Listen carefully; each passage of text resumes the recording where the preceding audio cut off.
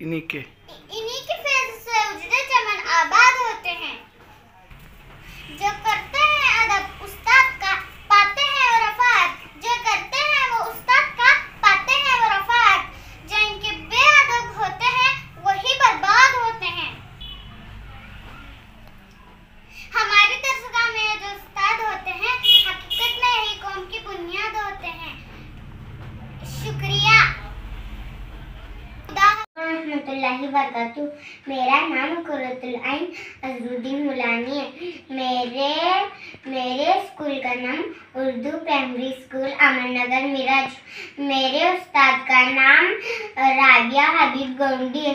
मैं पहली जमात में पढ़ती हूँ। उस्ताद वो है जो बंजर जमीन को खलियान बना देता है। उस्ताद वो है जो पत्थर को तराश कर हीरा बना देता है। उस्ताद वो है जो लोहार भी है किसान भी। उस्ताद वो है जो मेमारे वतन भी हैं। अपनी उस्ताद की इज्जत करो क्योंकि उसी की बदौलत आज तुम ये इबारत पढ़ने के काबिल हो।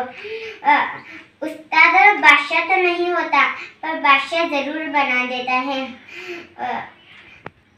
अगर कोई तालीम इल्म ये सोच ले क्योंकि इल्म उस्ताद से नहीं होता किताब से हासिल है, इसने नाकामी की पहली सीढ़ी पर कदम रखा है।